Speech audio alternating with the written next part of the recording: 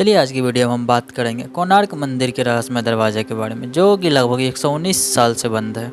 साल 1903 में कोणार्क सूर्य मंदिर को अचानक रेत और बालू से पूरी तरह से ढककर बंद कर दिया गया। इस घटना को लगभग 119 साल बीत गए हैं, परंतु आज तक भारत सरकार ने इस दरवाजे को नहीं खोला। जब आप कोणार्क मंदिर जाएंगे तो आपको मंदिर का मुख्य द्वार बंद दिखाई देगा। आप इस मंदिर के आसपास वाले इलाके में घूम सकते हैं, परंतु इस मंदिर के वैभव और रहस्य मंदिर के बीचों बीच मुख्य दरवाजे के अंदर मौजूद है। इस मंदिर से कई और रहस्य जुड़े हुए हैं, जैसे कि ये मंदिर अधूरा है, ये मंदिर स्थापित है और ये मंदिर सैकड़ों सालों से रेत के अंदर दफन है। इस मंदिर के ऊपर 52 टन का एक चुंबक लगा था। इस मंदिर को बनाने वाला एक कारीगर ने आत्महत्या कर ली थी। इस मंदिर में रात के वक्त नर्तकों की नाचने की आवाज आती है। ऐसे कई और रहस्य जिसे आप सुनेंगे तो आपका होश उड़ जाएगा। लेकिन फिर भी आज एक प्रश्न है बार बार उठ रहा है कि इतने प्रयासों के बाद भी भारत सरकार बार बार कोणार्क मंदिर के मुख्य दरवाजे खोलने के निर्णय को क्यों बदल देती है। कोणार्क सूर्य मंदिर का यह मंदिर सूर्य भगवान को समर्पित है। इस मंदिर के भव्यता के कारण ही यह मंदिर देश में बड़े 10 मंदिरों में गिने जाते हैं। कोणार्क का सूर्य मंदिर ओडिशा राज्य के करू शहर से लगभग 23 मील दूर तिलेबड़े चंद्रभाव नदी तट पर स्थित है। इस मंदिर को पूरे तरीके से सूर्य भगवान को समर्पित किया गया है। इस मंदिर की रचना इस प्रकार की गई है, जैसे एक रथ में 12 विशाल पहिए लगे हो और इस रथ को 7 ताकतवर बड़े कोए खींच रहे हैं और इस रथ पर सूर्य देव को विराजमान दिखाया गया है। यह मंदिर से आप सीधा सूर्य भगवान का दर्शन कर सकते हैं। मंदिर के शिखर से ही उगते और ढलते सूरज को पूर्ण रूप से देखा जा सकता है। जब सूर्य निकलता है तो मंदिर से यह नजारा बहुत ही खूबसूरत दिखाई देता है। ऐसा लगता है कि सूरज की निकली लाली ने पूरे मंदिर में लाल नारंगी रंग बिखेर दिए हो। वही मंदिर के आधार की सुंदरता प्रदान करते 12 चक्र साल के 12 महीने को परिभाषित करते हैं और हर चक्र दिन के 8 पहरे को दर्शाते हैं। यह मंदिर 2 भागों में बना हुआ है, जिसमें से पहला भाग नट मंदिर में सूर्य की किरणों पहुंचती थी और कहा जाता है कि कांच या हीरे सर धातु से इस मंदिर के प्रतिमा पर पड़ती थी, जिससे इसकी छटा देखते ही बन जाती थी। वही मंदिर के कलाकृति में इंसान, हाथी और शेरों से दबा हुआ है, जहाँ की पैसे और घमंड को घोटक है और ज्ञानवर्धक भी है। इस मंदिर के बारे में कहा जाता है कि श्री कृष्ण के पुत्र शाम को शराब और रोग हो गया था।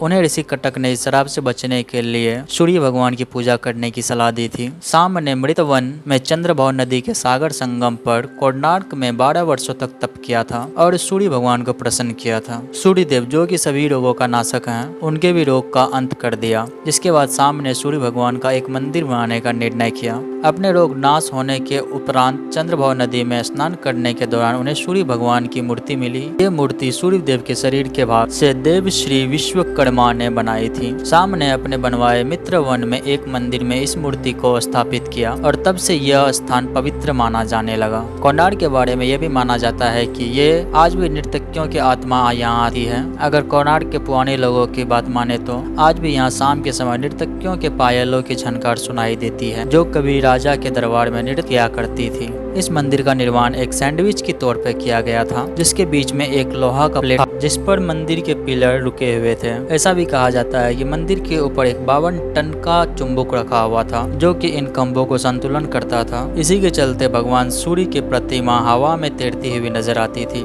इसे देखकर सभी लोग हैरत में पड़ जाते थे। कहा जाता है कि इस चुंबक को विदेशी आक्रमणकारियों ने तोड़ दिया। ऐसा भी कहा जाता है कि मंदिर के ऊपर रखे चुंबक के चलते ही समुद्र से गुजरने वाली नाव, जो कि लोहा की बनी होती थी, इस चुंबक क्षेत्र के चलते क्षतिग्रस्त हो जाती थी। इसी कारण से अपने नाव को बचाने हेतु नाविक पत्थर को निकाल कर ले गए। ये पत्थर एकेंद्र शिला का काम करता था, जिससे मंदिर के सारे दीवारें संतुलन में थे। इसके हटने का मंदिर के दीवारें संतुलन खो दिए और परिणाम स्वरूप ये सभी गिर पड़े। इस घटना का कोई ऐतिहासिक विवरण नहीं मिला और न ही ऐसा कोई चुंबक पत्थर का केंद्र का विवरण उपलब्ध है। सन 1568 में मुसलमानों का आतंक नियंत्रण में हो चुका था, परंतु इसके बाद भी हिंदू मंदिरों को तोड़ने का निरंतर प्रयास किया जाता था। जगन्नाथ मंदिर के पंडे ने भगवान जगन्नाथ की मूर्ति को श्री मंदिर से हटाकर गुप्त स्थान पर छुपा दिया गया। इसी प्रकार कोणार्क सूर्य देव के पंडे ने प्रधान देवता की मूर्ति को हटाकर वर्षों तक रेत में दबाकर छुपाए रखा। बाद में ये मूर्ति उड़ी भेज दी गई और वहां जगन्नाथ मंदिर के प्रांगण में स्थित इंद्र के मंदिर में रख दी गई। और लोगों का यह भी मानना है कि यहाँ की पूजा मूर्तियाँ अभी भी खोजनी बाकी है। लेकिन कई लोग का यह भी कहना है कि सूर्य देव की मूर्ति, जो कि नीलगिरी के राष्ट्रीय संग्रहालय में रखी है, वही कोणार्क प्रधान मूर्ति है,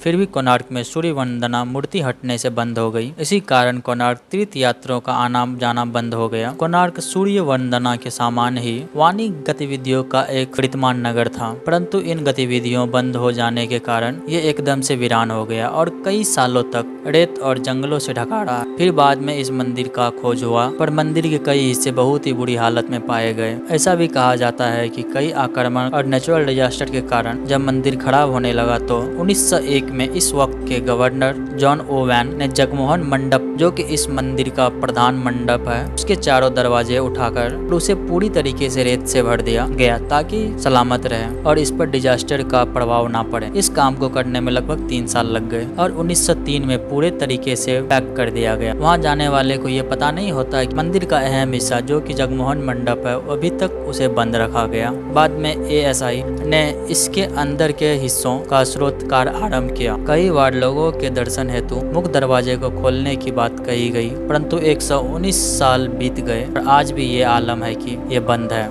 आप इंटरनेट और आर्टिकल के माध्यम से जान सकते हैं कि कितने बार दरवाजे खोलने की बात की गई और निर्णय को बदल दिया गया। क्या सच में इस मंदिर को प्राकृतिक आपदाओं से बचाने के कारण ही बंद कर दिया गया था या कोई और वजह था इस मंदिर को बंद करने का? ये सारी सवालों का पर्दा तो तभी उठेगा जब ये मंदिर का दरवाजा खुलेंगे। आपको क्या लगता है? आप हमें कमेंट बॉक्स में जरूर बताएं।